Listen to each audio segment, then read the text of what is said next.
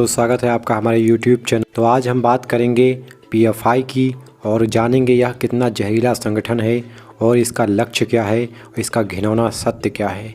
शायद आप इससे अनभिज्ञ होंगे, अनजान होंगे, लेकिन आज हम इसका काला चिट्ठा आपके समक्ष प्रस्तुत करेंगे। पीएफआई को कौन नहीं जानता। उसकी कट्टरपंथी हरकतें, देश विरोधी गतिविधियां और हिंदू संगठनों के विरुद्ध मजहबी उन्माद को भड़काने के अनेक उदाहरण सामने हैं। केरल में मुस्लिमों को उकसाने और हिंदू संगठनों के खिलाफ बेमतलब माहौल बनाने में यह संगठन हमेशा आगे रहा है। दक्षिण के अन्य राज्यों में भी इस संगठन ने अपनी जड़ें फैलाई हैं। उल्लेखनीय है कि कट्टर इस्लामिक संगठन पीएफआई को भारत में आतंकवादी हमले कराने तथा देश में बड़े पैमाने पर सांप्रदायिक उपद्रव भड़काने के गंभीर आरोप लगे हैं। जानिए क्या है पीएफआई। आतंकी संगठन सिमी का नया रूप पीएफआई। सिमी पर प्रतिबंध के बाद हुआ गठन। देश के अंदर पाकिस्तान की दूसरी आईएसआई है पीएफआई। एसडीपीआई, एनडब्ल्यूएफ, सीएफआई पीएफआई की ही शाखाएं हैं। किन किन दंगों में आया नाम। सीएए विरोध के नाम पर देश भर में भड़काई हिंसा। शाहीन बाग मामले में मास्टरमाइंड है पीएफआई। हिंदू विरोधी दिल्ली दंगे। ईस्टर पर श्रीलंका को दहलाने वाले आतंकी का निर्माता। ईस्टर पर चर्च पर हुए हमले में गई थी 250 की जान। 2012 में असम के कोकराझार दंगे। 2020 में हाथरस में जातिगत हिंसा भड़काने की साजिश। जहांगीरपुरी में हनुमान जन्मोत्सव पर कराया दंगा। करौली व खरगोन दंगे। देश भर में जुम्मे की हिंसा। हिंदूवादी नेताओं की हत्याओं में आया नाम। 2020 में बेंगलुरु में हुई हिंसा में आया नाम।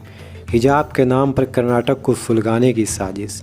लव जिहाद के एजेंटे का चलाने का आरोप।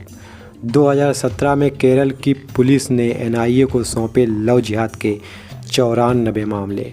लव जिहाद के 94 मामले में 23 मामलों का पीएफआई को सीधा कनेक्शन।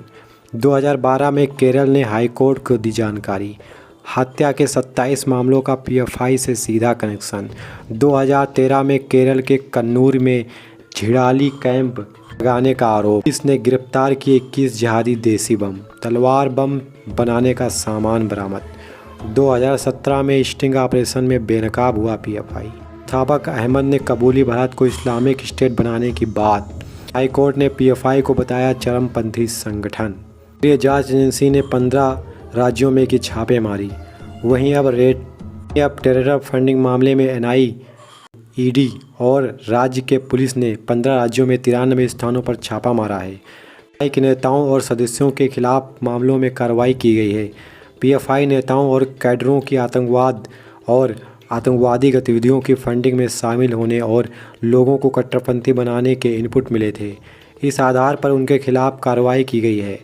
राष्ट्रीय जांच एजेंसी एनआईए की ओर से इस बात की जानकारी दी गई है। बुधवार देर रात से लेकर गुरुवार शाम तक चली छापेमारी में पीएफआई के 106 नेताओं और कैडरों को गिरफ्तार किया गया। केरल 39, तमिलनाडु 16, कर्नाटक 12, आंध्र प्रदेश 7, तेलंगाना 1, उत्तर प्रदेश 2, राजस्थान 4, दिल्ली 2, आसाम 1, मध्य प्रदेश 1, महाराष्ट्र 4, गोवा 1, पश्चिम बंगाल और बिहार 1, मणिपुर में 1 स्थान पर छापा मारा गया। करीब 300 अधिकारी तलाशी अभियान में शामिल रहे। एनआईए के डीजी ने ऑपरेशन को निगरानी में रखा। केंद्रीय गृह मंत्री अमित शाह ने की उच्च स्तरीय बैठक। केंद्रीय गृह मंत्री अमित शाह ने गुरुवार को एक उच्च स्तरीय बैठक कर देश भर में popular front of India PFI के कार्यकर्ताओं के खिलाफ हुई कार्रवाई की जानकारी ली।